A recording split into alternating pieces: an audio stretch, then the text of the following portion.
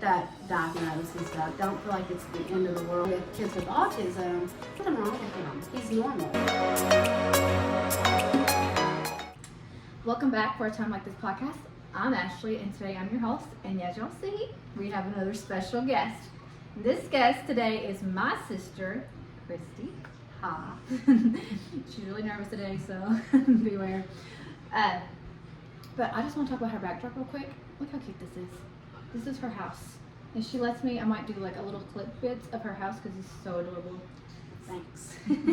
So a lot of y'all may not know this, but she's like a slight interior designer now. Like if you go look at her house, you're like, oh my goodness. Like, yeah. Anyways. Thanks. So we are 14 years apart. And you'd think that would kind of make us like not close or anything, but we have like a lot in common. Like we kind of have the same decor idea, like housing, not housing, but like decorating your house and stuff. We kind of have like the same idea. We kind of like the same blogs that are, we are obsessed with the Nesting with Grace blog. If y'all don't know her, go look at her. That's our, I want to be her when I grow yeah, up. that's our role model right now. Like her house, we're like, oh my goodness, did you see this? So if you haven't, just check out that blog. That's our inspiration to a lot of things. And then me and her have like the same style, kind of. Like we'll text each other like, hey, this is cute. And even though we're different ages, it's kind of funny because like she'll send me something, she's like, I like this. I think I might be a little bit too old for it, but I think it'll look really cute on you. And I'm like, oh, I like it. And then I do the same thing to her daughter. I'm like, oh, I really like this outfit, but I think I'm too old for it. So you should wear it. Anyway, so A neat question about Oh. my background. okay. My plates up there at the top, Let's see if we can. There you go. they were grandmother's. Oh. Like Her Chana. mom's mom? Mm-hmm. Oh, that's neat. How do you keep them from falling off? Like what's that? There's Chana holders. Is it like pretty stable? Like somebody hits the Yeah, I've wall only from had the one fall? fall and break, but it's probably the banging of kids. Yeah. So. Which I guess this wall's not as used as much because Yeah. behind it, like your staircase going down. But anyways, yes, like through this stuff, like this bold wallpaper, I like it. But she has it done. It's done like not overpowering, which I think she should just take it to her whole kitchen. But she kind of just has like an accent wall. I might. I don't know if it'd be too much. Yeah, so it's not too much because it's just like this one. I thought area. about doing it around the whole dining room. Yeah, I think you should. Yeah. I'm always encouraging her. She told me the other day she wanted. What color did you want to paint your cabinets? That. Terracotta. Terracotta. And I'm like, is that going to age well? She's like, well, I might replace my cabinets anyways. And I was like, do it. Yeah. Go for But it. I'm You not have sure. to, I think it'll clash. So Yeah. I've talked myself out of it. Well, you can just, and you only have one wall with the wallpaper. You can Yeah. change it. Anyways. But, so Natalie and I have been kind of on a theme of like motherhood. Sister Hawkins, which we were interviewed like 2 or 3 weeks ago, she kind of talked about motherhood. Last week, Natalie and I did a podcast where we talked about our first year as mom. So Kristie, how many children do you have? 3. And one stepdaughter. Okay. What's their ages? My stepdaughter's 30, and then Seth's 21, and Abby's 19, and Mally's 10. So she kind of has a pretty good age gap between her kids, or the middle and the last of her children. But there's something really special about Kristie's child is her firstborn has special needs. And what are all his special needs? I know He the has main one, but Down syndrome and autism. autism. Is there any, those are just the names for it. Is there Yeah. like the spectrum of the autism? He's just they've never really said, but he's probably on the lower end. So this was her firstborn.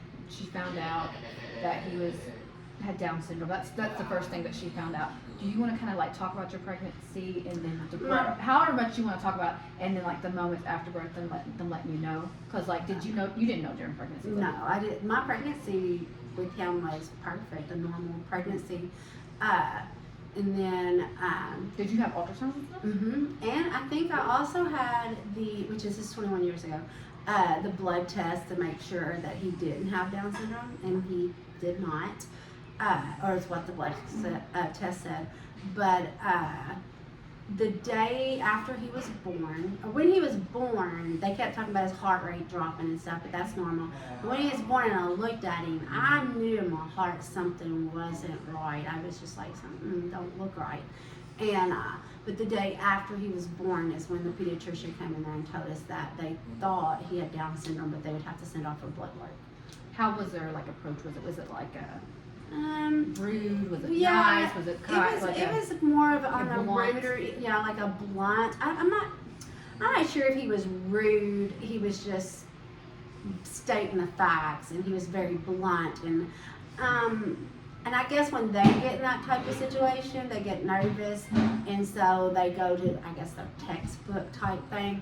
But they weren't very compassionate over it. They just said, we think your child has Down syndrome, and we're gonna do a test. And then they told me, like right off the bat, like most Down syndrome kids have heart problems. He'll have to have open heart surgery. He will. They can die on the operating table, and just all the worst case scenario I was given like up front. So, but yeah, it was pretty traumatizing because I didn't know he had Downs, or I didn't know, and I didn't even know what Down syndrome was. So, which I know a little bit of her backstory because we're sisters, but like growing up, we didn't go to the doctor, hospital. But before all this, you didn't really know anything about the medical field and medical terminology, but through your time, you've had to learn a lot. yes. And Seth, her son, is the one who has the Down syndrome and autism. He's nonverbal, and so he can't just go in and tell people how he feels or what he wants. So she had to be his biggest advocate. So what have you learned throughout the last 21 years of like, when you go to a doctor, like let's say there's a new mother that just found out her child is this. Like what's some things like you wish you knew from the get-go? That just because they say these things doesn't necessarily make them true, and it's your choice as the mom to decide. Like, if they say, like, for instance, like he has to have surgery on this or that, or he has to take this medicine, you can go research it. You don't have to set it up. You can just step back and be like, I want to think about this and look it over. You can go get a second opinion. For with Seth, with his open heart surgery, he never had open heart surgery because once we went to the heart doctor, he said it was just a normal heart defect that he's seen all the time in children, and by the time he was 3, it would heal up, and it did. So he never once had that, but sometimes they scare you so bad that you're like, okay, just do whatever that to help them. But if you just step back for a minute and just be like, I'm gonna go home and think this over. Because they wanted to put him on tons of medication, and finally I just had to say, no, he's not broken. He doesn't need to be fixed. This is just how he is, and I'm not putting him on any more medication. And I took him off of a lot of the medications they had him on. I was just like, I'm not doing this no more. And he actually acts better not being on all those medications than they thought he.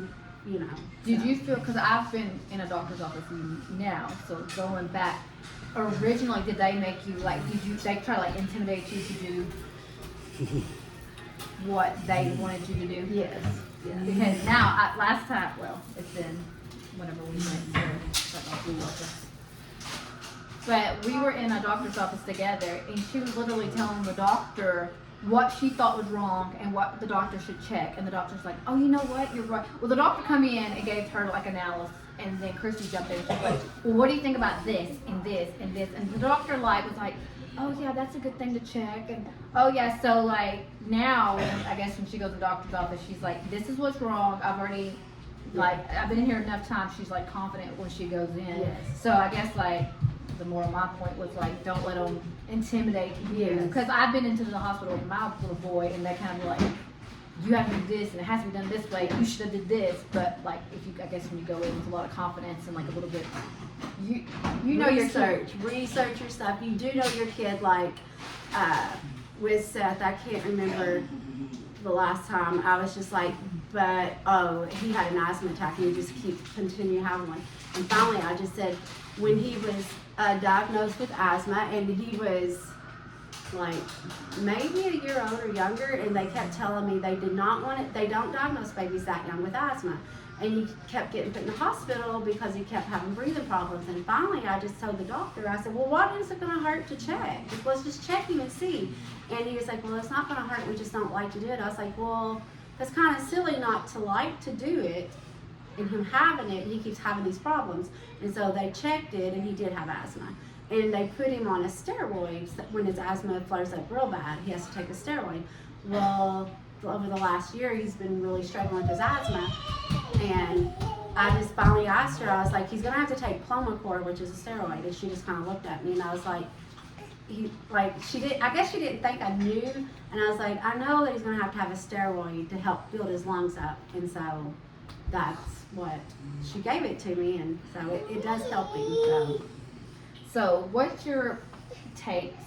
A lot of times, I had it with Oakley, and I know several other women have had it. Okay, so when you have our ultrasound now, like with Oakley, I had an ultrasound, and they told me that they found like a white spot on her heart that is common with Down syndrome. They tell you that early on, which my midwife was like, "Don't worry about it. It's like a common thing." But I can see where some doctors would like do it to try to encourage, like, well, if you don't have this baby, you can get rid of it. Let's say a mom just heard that. What would be your take? Because you've lived with a child with Down syndrome all of your life.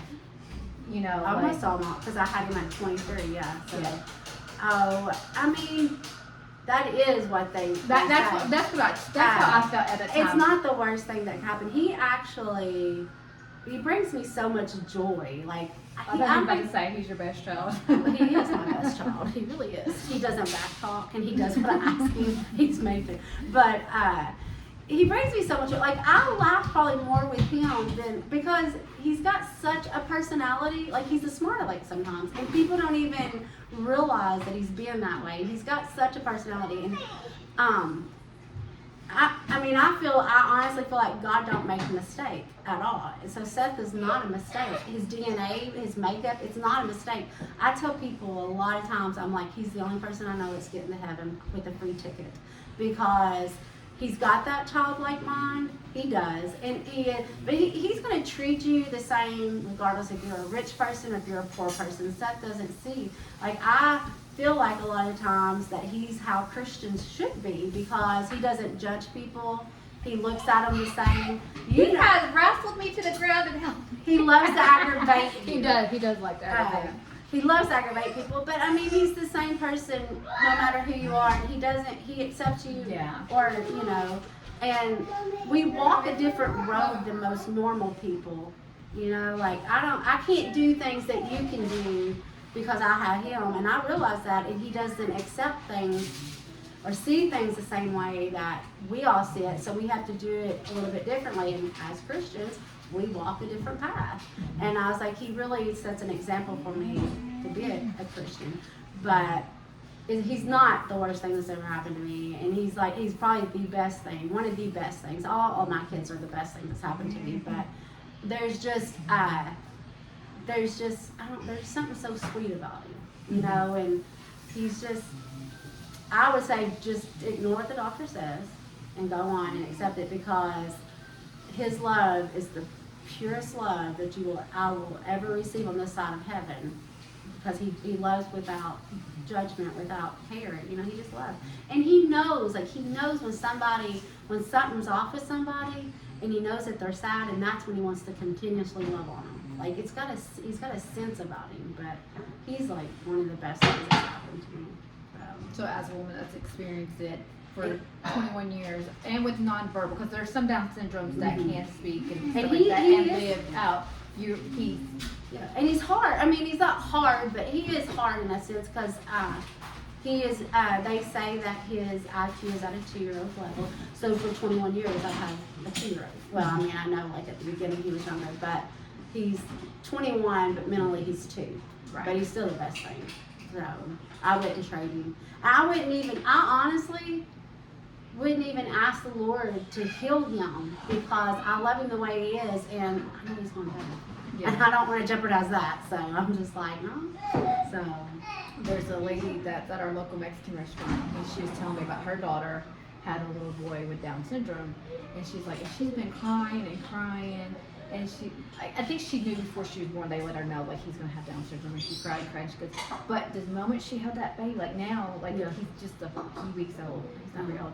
She's like, oh, it's my baby. Like, she just loves that baby. Like, she was so worried throughout the whole pregnancy and all that stuff. But she's like, she loves it. Like, it's change it now. And my girls, like, they don't, like, if somebody says something, they're like, there's nothing wrong with him. He's normal. You know, like, they accept him for who he is. Like, they don't know life any different than a brother with Down syndrome. Because he was the oldest, so it's not Yeah. like they've got. They're only like 2.5 years apart. Him and Abby, and then him and Mally are 10 years apart, I think it is.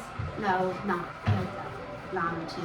Which even if she was born first, she wouldn't really remember life without him either. Right. And I've noticed this as my girls have gotten older, is special needs people are drawn to my girls. They will like pick them out of a crowd. They'll like go to them. And Abby works on a school bus, and the special needs bus, when she works on it, like, they love her, you know, they're drawn to her. And she says it's because I treat them like they're normal, because they're normal. You know, that's how my girls look. I'm like, they're normal. So. And I guess too, like, you've been out in public with them. Mm-hmm.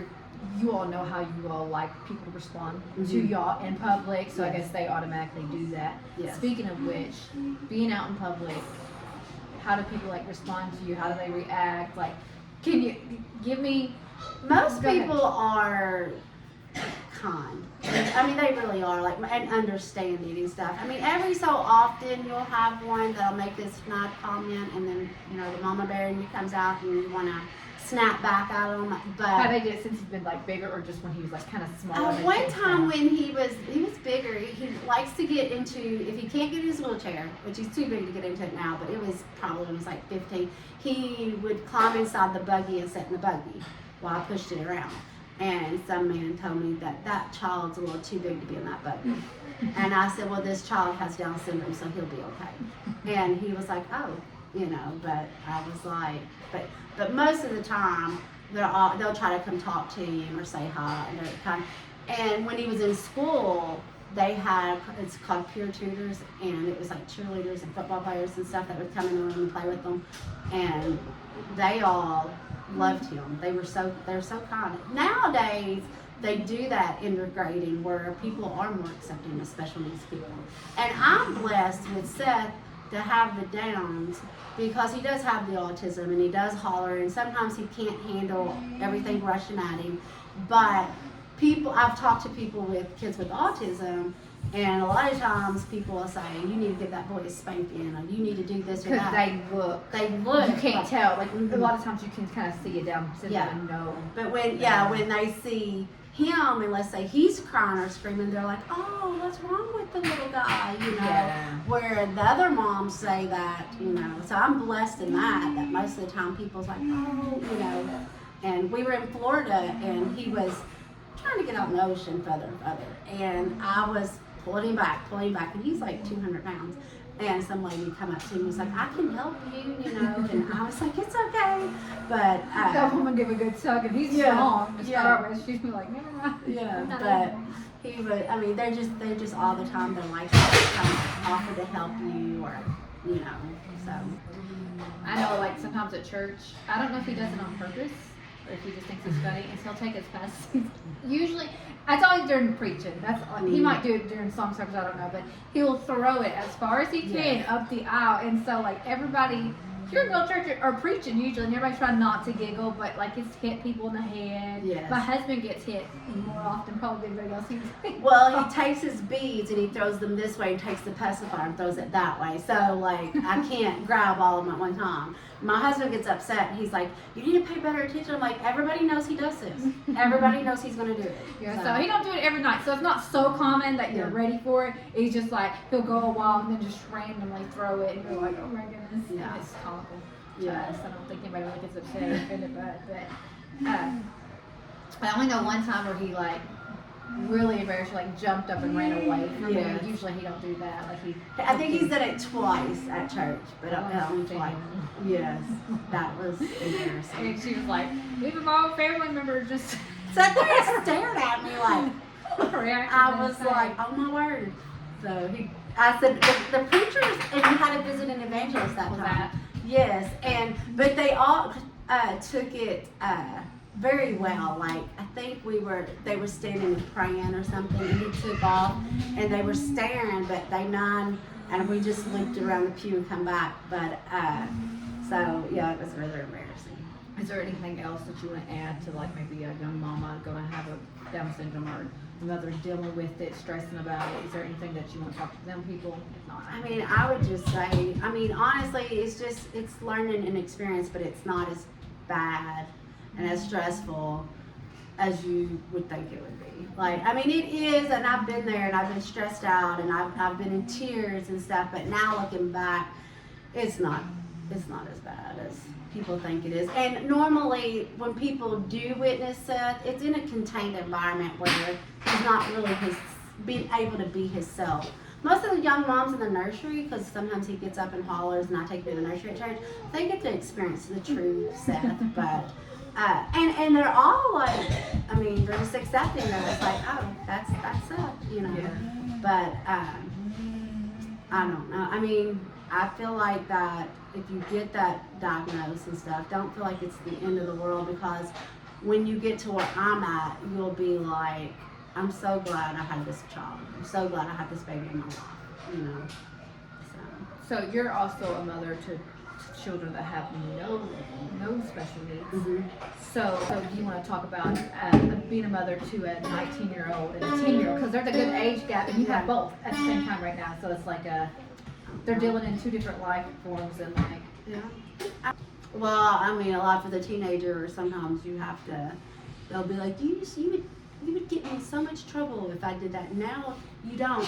The big age gap has taught me how fast time goes. That's what I was about to ask too, is do you feel different doing like the 10-year-old twice? So that Yes.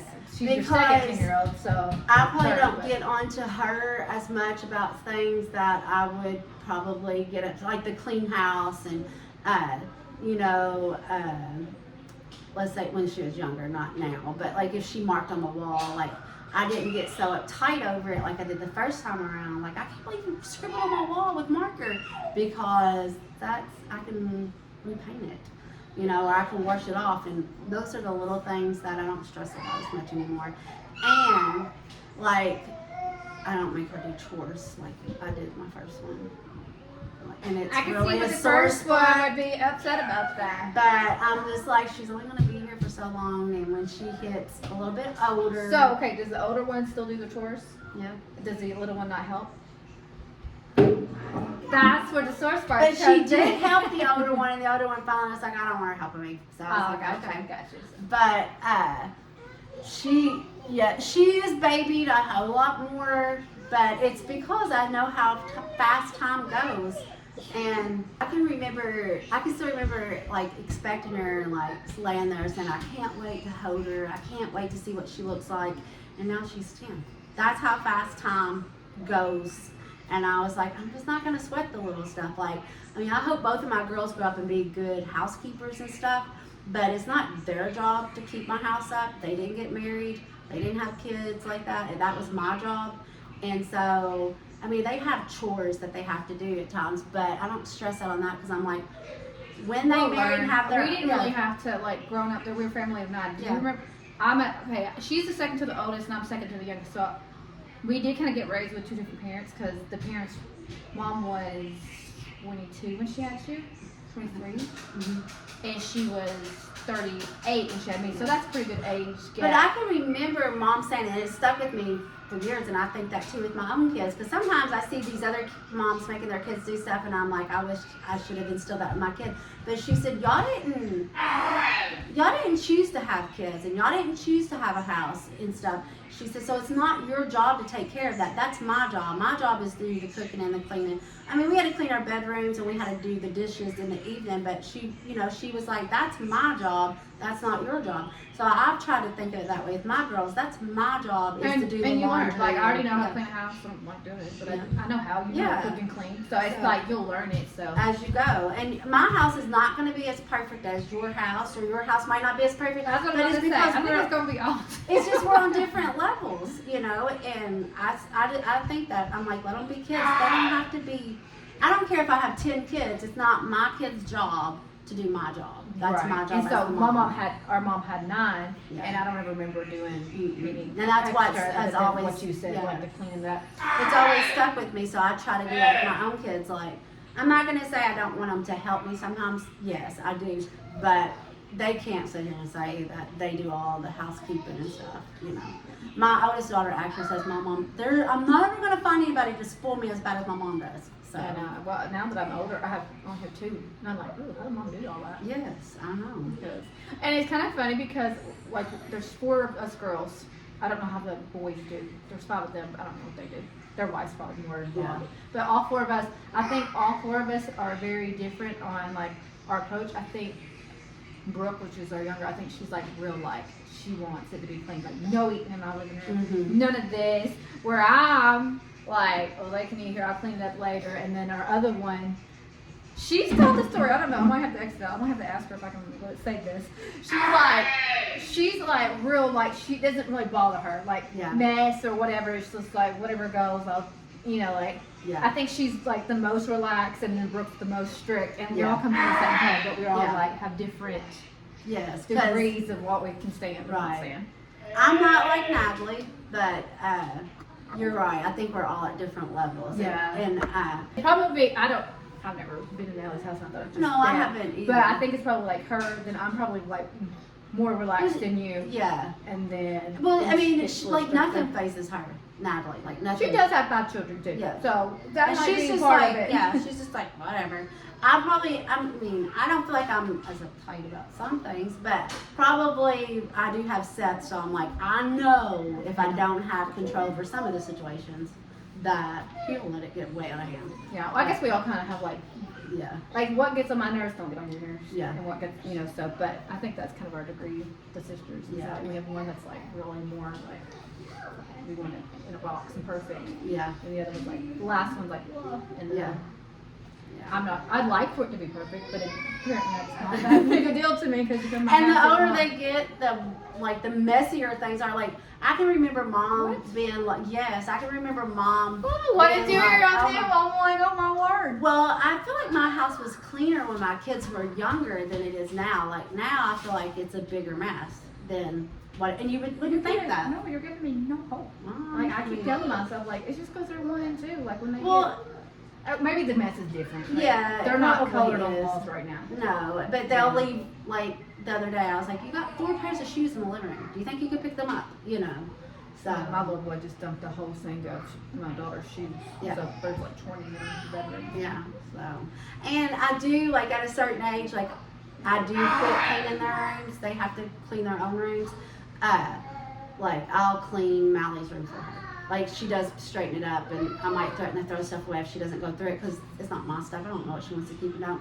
But once she probably hits that teenage years, like I'm like, it's your room. If that's how you want to live, that's fine. I just want the dirty clothes, and they are responsible for that. But I do think the messes are bigger when they're bigger.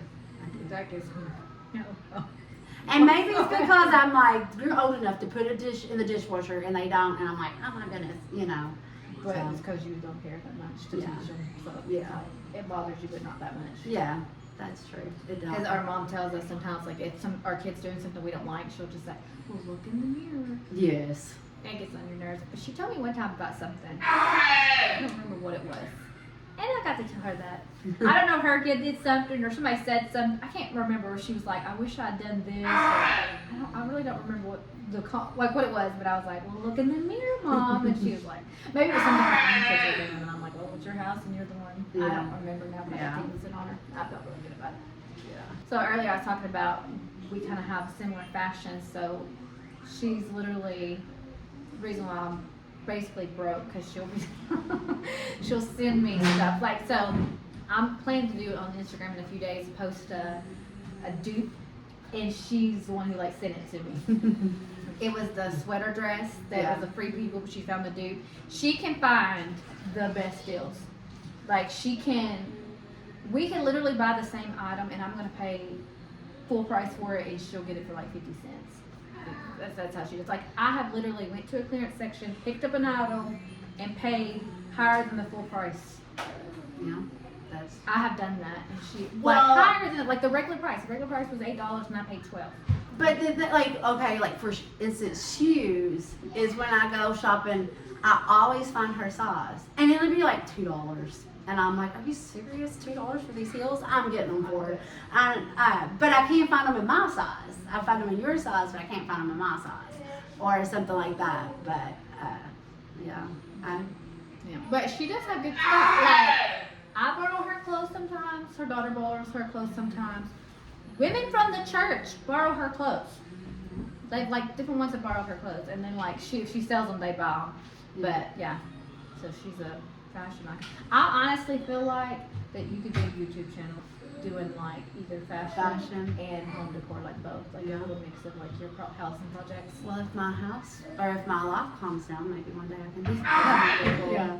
If A little side dig. Yeah, a little side dig. Because she has like this, like these little stains. I'll show you little different things in her house that I think are so cute, but if she could just record it. Yeah. I want to wallpaper. I've learned with wallpaper that. Do you use peel and stick or do you use the? This is peel and stick. In Mally's bedroom, it's the glue. I have learned, like, if you're going to use it in your bathroom, it needs to be the glue. But, like, I hate my bathroom right now.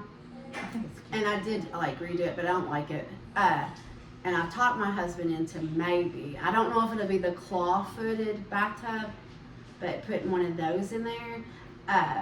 He said he didn't think so, but then he talked to a plumber and he said he thought it would work. So anyways, I kind of want to tile that little area and not have a shower in my main bathroom. Well, have you seen them now where they have like the shower?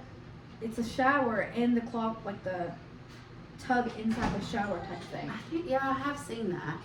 But I've seen them where I kind of thought they was cute, but I feel like if it's not done just perfect, it would be tacky. That's true.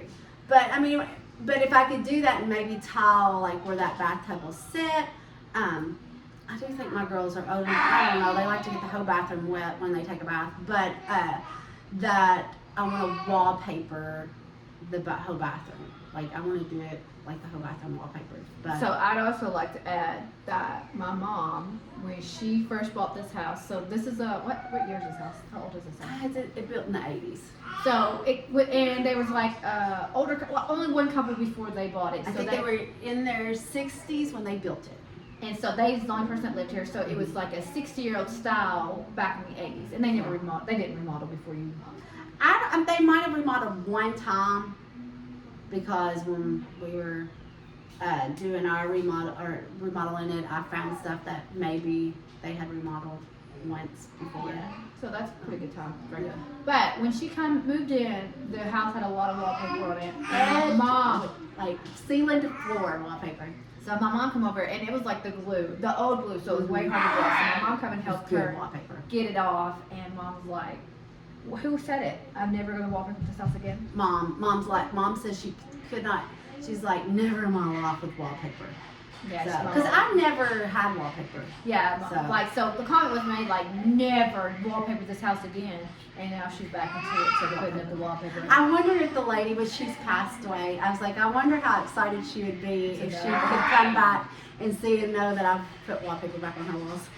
Which I guess the wallpaper nowadays is probably a lot easier to get off than it used to be. Yeah, Because because like the glue would be. that would be a little harder. But and her wallpaper, and it's coming back in style too, was orange and green. That was her favorite color, was orange and green. And I've noticed the last little bit that orange and green is coming back in style. See, my kitchen, I don't know what year that my house was built. I rent a house, it's not mine. Was built, and it's never been remodeled. I don't think it's ever been remodeled, but it is so old that it's coming back. Like the green countertops, I'm like, who in the world would put green countertops? Because I haven't. It's old and ugly. And then the other side is like the butcher wood look, and it's two different tops. I'm like, oh my goodness! But now that's kind of style. Like people having two different cabinets or countertops in the kitchen, and just random, and throughout my living room, there's like the wood trim in the middle of the wall.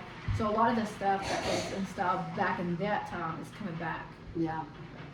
But Mom always said that it comes back around because even the clothing styles, like when the overall dresses come back, she was like, Kristie, I seen that and that reminded me of you because when I was a teenager, I had an overall dress. Yeah, and now they have like the little potato shoes coming back. Have you know what I'm talking about? Like the ones that cover your foot, kind of like the Birkenstocks sandal. Oh yeah, The one that covers your I foot. wore those when I was a I was teenager. wondering when I was young. I remember them being when I was little too. They're coming back. The jumpers, which I think actually I texted you about the jumper. Mhm, The jumper you I did. have, there's a Vanessa with Grace. She was wearing it, and I was like, oh my god, because we both liked the jumper style when it come back like a few years ago, but we kind of felt like we were too old for it. Yes. Like you was like, I like it, but I feel like, and I was the same way. I'm like, I think I'm just hitting that mark where I'm just a little bit too old to like it. Then she had one on, and I'm like, hey, this one looks better. Like this one looks like it could fit a older, not older, but you know, like the. So we sort of bought us jumpers. See, she calls me and Yeah, I guess I me do too. It's either way, but yeah, I'm trying to think of what else. What else has come back? Oh, like the animal prints, like leopard. I don't guess really ever went out. Like leopard's always been pretty popular, but now like the cow prints come back in, and the bigger belts. Like I've seen my 10-year-old and 12-year-old nieces wearing them. Yes. And I'm like, I wore that when I was a young teenager. Now they're back. The zebra prints coming back. The zebra. I remember her zebra, the cow. Yeah. So all those prints are coming back. So Yeah. anyway, so before we go, I was gonna ask Kristie, is there like a favorite Bible verse of yours, or a Bible verse that you've quoted throughout these years that's like a special Bible verse to you? I guess like recently it's just been Matthew 19 and 26 where he says, but Jesus beheld them and said unto them, with men this is impossible, but with God all things are possible. And that's Matthew what? It is Matthew 19 and 26. So with kids, sometimes you have stuff that you come against, and you just have to remember that, I mean, God is in control of everything, and He has a plan. My problem is, and I've been praying here lately, is God help me be okay with Your will, you know. And like even like with Seth, we were talking about him. The thing that I learned to do is pray and ask God to help me be the mother that He needed, instead of praying like let Seth act this way, let Seth act that way. I just finally got to where I just pray, I need to be the mom he needs, so open my eyes and heart to being the mom that he needs. And so, but that is a good scripture to learn with kids. With God, it's possible with God, Yeah. So, That's a good one. All right, so that's about all the time that we have for today. So make sure you like, subscribe, and comment, and we will see you next week with a new episode. Bye.